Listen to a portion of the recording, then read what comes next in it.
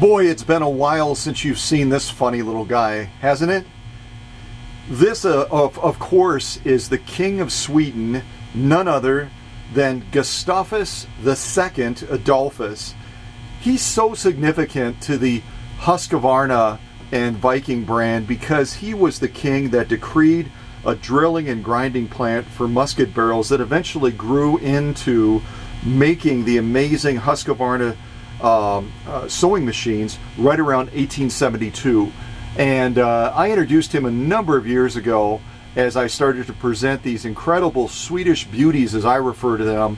And I just wanted to show you that I still have them. Got a number of emails and contacts through YouTube when I first introduced him a number of years ago saying, hey, can I buy the King? And it's like, no, never. He's not for sale. So I'm going to go ahead and widen this shot a little bit. This, of course, is going to be Sue's machine.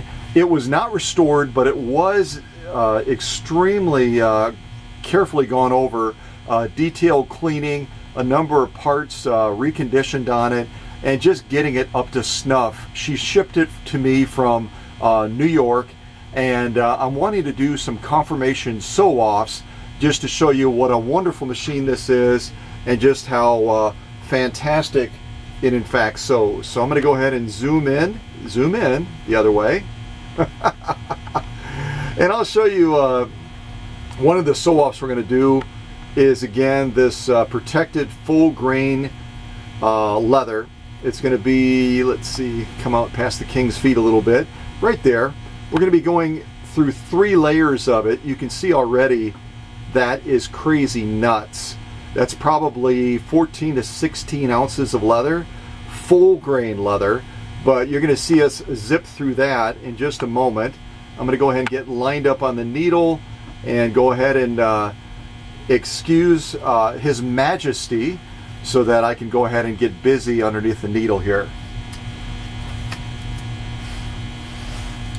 So this particular machine that came from New York had a number of challenges with it.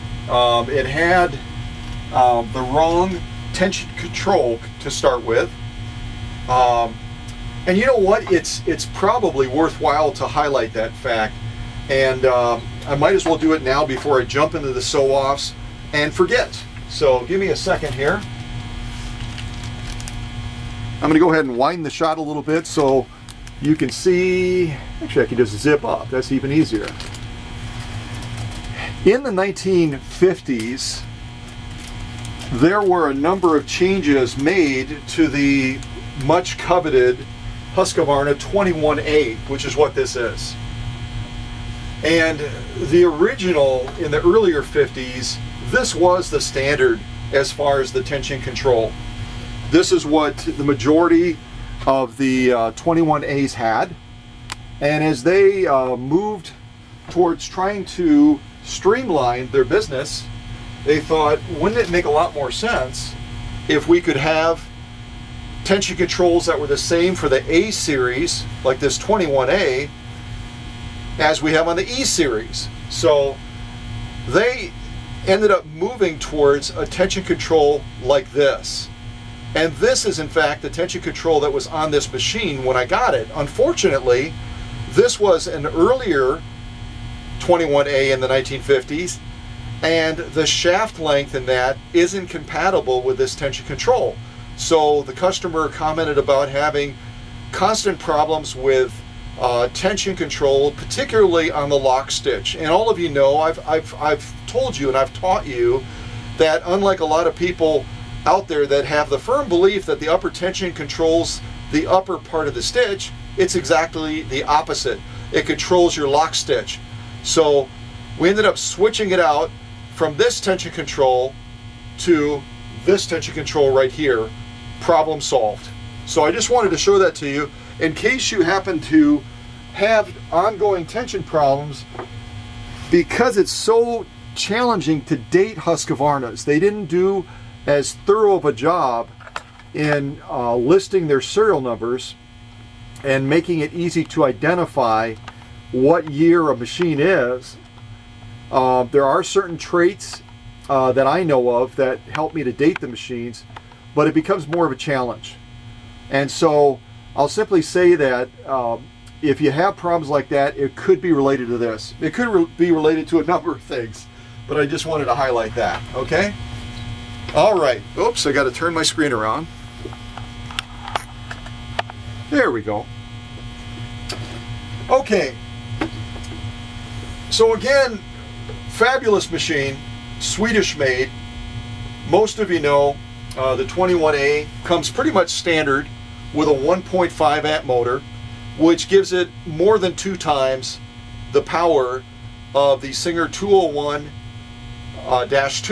the Singer 1591, more power than the FAF 332, the FAF 120, pretty much any machine that was ever made. The Swedish said, we want to top it. And so they came up with a 1.5 amp motor. But it's not like the motor that you'll find now coming out of China that boasts of 1.5 amps and in fact puts out about 0.8 amps on good days and not consistently. So, you know, when it comes to power, you have to have that reliability factor, especially when you're looking to do something that is crazy nuts like this. Even after I go through a machine like this, I didn't fully restore this machine, but I went through it with a fine tooth comb. And like I said, I mean, I cleaned it, I went through and replaced some parts, I did a number of things on it to restore the power and the vigor of this machine. But I'll tell you one thing, along with strength and vigor, we're going to need all of you behind there chanting, go, go, go, go, when we go through these 3 layers of full grain leather. This is the thick of thick. So here we go. I'm going to slide it underneath the presser foot. And I hope you're chanting go, go, go, because I'm going to need it, doggone it. This is no easy task by any stretch of the imagination. And I'm also going to tell you, you just may have seen a little wiggle in the needle. You always want to make sure when you're sewing at this level to have that needle, not just the needle, but to have the take-up arm at the highest position possible.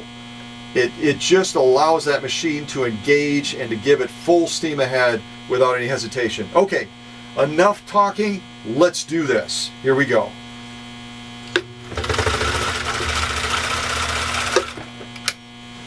I cannot be good when it comes to a machine like this. It ain't gonna happen. I just wanted to hit that speed control pedal and just go, yeah, here we go. And not only that, I've said this a million times to all of you that are faithful subscribers. What does it mean if you can go through full grain leather like this? 14 to 16 ounces is the best estimate I would give, and not get a quality stitch. This is probably one of the most gorgeous stitches that I've seen at this workbench, and not through some sort of a light material, but we're talking about 16 ounces of full grain leather. Look at it from the side. I'll try to go like this as well. I'll show you a couple of angles with it. Look at that stuff. From this angle. From that angle. Are you serious? From this angle. Top stitch is spectacular. Everything about it. Absolutely spot on. I'm going to adjust this light a little bit more so you can even see it better. Isn't that gorgeous? And look at our lock stitch. You know what? It just drives it home. I've got to pull it back so you can see it. And it just zipped through it like broop, no problem at all. That is heavy duty sewing. That's like almost, I would say that's probably really close to commercial grade sewing. And this machine just went broop. And let me tell you one thing. One of the other things that Sue had said out of New York is, you know what, I'm having trouble with it slipping. Well, part of that is the conditioning of the machine really needed some reconditioning. But along with that, you got to start with that take-up arm at the highest position. It makes a huge difference, especially when you're looking at sewing at this level. I've got 2 layers of heavy grade denim right here. No big deal, right? I'm going to go ahead and fold it. We're up to 4 layers. I'm going to fold it again to go to 8 layers. You heard me right. 8 layers of heavy grade denim. Are you nuts or what, Scott? But I'm going to show you what this Swedish beauty can do. She doesn't just have looks, she's also got a lot of attitude when it comes to going through heavy grade material like this. And I'll tell you one thing, it is so much fun to make this beauty race through stuff like this. Okay, how many layers of denim? 8 layers. Here we go. I'll slow it down a little bit just to be good. Wow. Are you serious? Oh my gosh. You know what?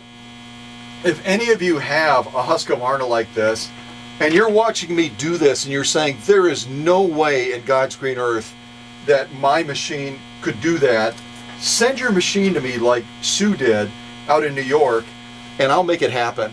Look at that stitch. Are you absolutely serious? Everything about that stitch is absolutely picture perfect. It's spot on. What do I always say? The lock and stitch determines whether or not that machine has been properly restored. Take a look at that lock stitch. That's the area that Sue was having trouble with before she shipped it to me. No problem with that lock stitch now. And we're talking about sewing through 8 layers of heavy grade denim. And you just witnessed it. I didn't even race through it. I just, maintained a steady pace, and, there it is. Look at that. Crazy. All right. What are you going to do next, Scott? What are you going to do next, man? You got us fairly convinced here.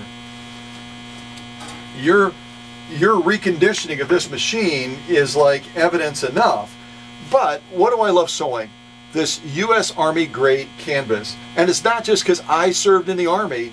This could just as easily be the canvas that the Marine Corps uses, or the Air Force, or the Navy. They all use the same type of canvas, the thick of thick, so that it'll hold up to field duty and all the other beating that they give to those shelter halves and all the other things that are made onto canvas, the tents. So what are we going to do? Let's go ahead and go through 6 layers, okay? We're starting with 2 layers right now. I'm going to go ahead and fold it once, like this. We're up to 4 layers. I'm going to give it a fold one more time. We're all the way up to 6 layers of heavy grade canvas.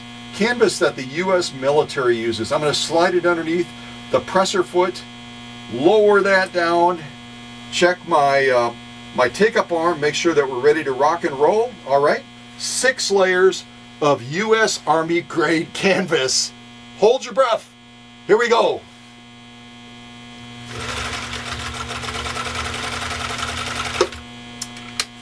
Oh, all right. How many of you are yawning? You're like, Scott, we already know what's going to happen. This machine has been on your workbench, for gosh sakes. You're not going to set us up for failure. You're not going to disappoint us. And you couldn't be any more correct. Look at that. That's our U.S. Army grade canvas. That is as perfect of a stitch as you can have.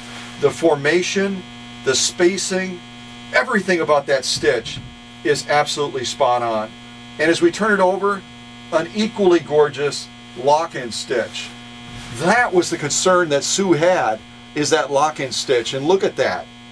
Everything about that stitch is absolutely spot on.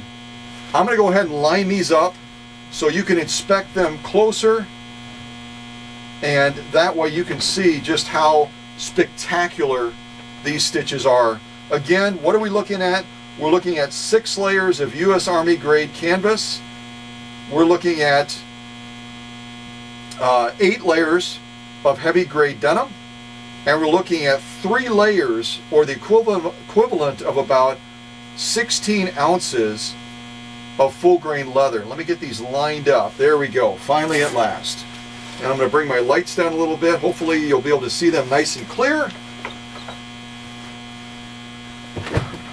Again, if you are fortunate enough to have a Swedish beauty in your home, and you may be married to a Swedish lady, I'm not talking about that.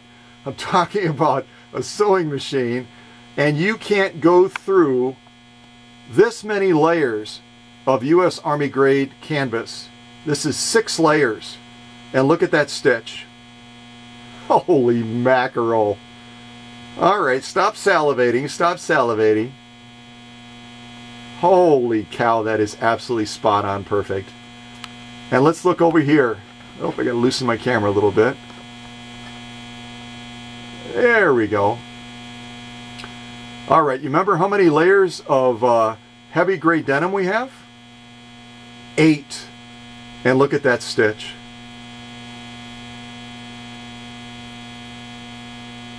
Holy cow. 8 layers of heavy grade denim. If your machine can't do that, contact me, send me your machine, and I will make it happen. Look at it again from the top. What a cool opportunity to see it from the top, and then we can go down slowly and show you the stitches. 3 layers of full grain leather. I'm going to see if I can go in even a little bit closer maybe.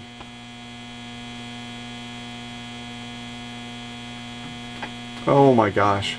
A little bit hard to see red on red, but that stitch is just absolutely spectacular. Unbelievable. My camera work is not unbelievable. I'm kind of bouncing around a little bit. So look at them again from side to side. Look at those. 6 layers of U.S. Army grade canvas, 8 layers of heavy grade denim, 3 thicknesses, 3 layers, 16 ounces of full grain leather. And this Swedish beauty didn't even make it look like it was a challenge. Not even an effort. Not even a blink. Not even a, oh, I'm not quite sure about this. Not quite sure if I can get through this or not. I'm going to give it my best, but I'm not sure what the outcome's going to be. Yeah, right. That is not going to happen at this workbench. Not even for a second. All right. So, this machine is going to get shipped out to Sue out in New York. And I wanted to clarify something because I've also been at the same time working on Randy's 1591 that's going to be going to him in Texas. He's really excited to get this machine. He's a brand new sewer, and yet he's going at it full throttle, just like I like doing my stuff with the machines as well. I mean, he's just a go-getter.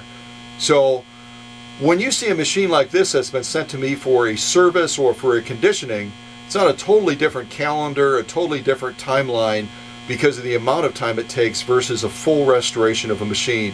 So don't feel slighted if you're in the lineup and you're saying, wait a second, I'm seeing other machines go in front of mine. That's not the case at all.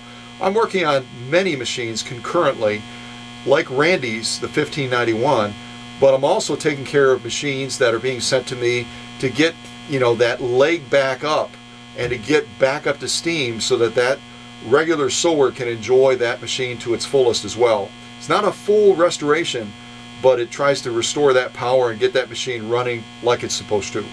So this one's going to be leaving the bench.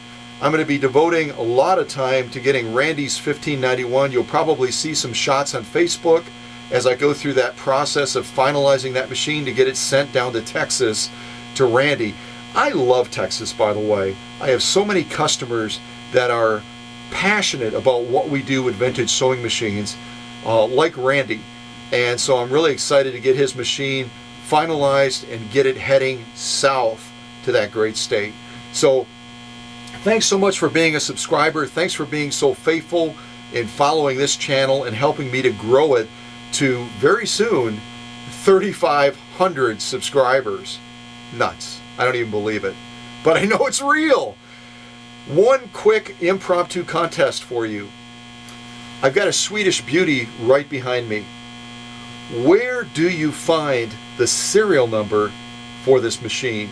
Where do you find the serial number for a Husqvarna 21A? Go. Whoever sends me the correct answer and posts it on Facebook first, I'm going to send them a real nice gift. So Thanks for watching.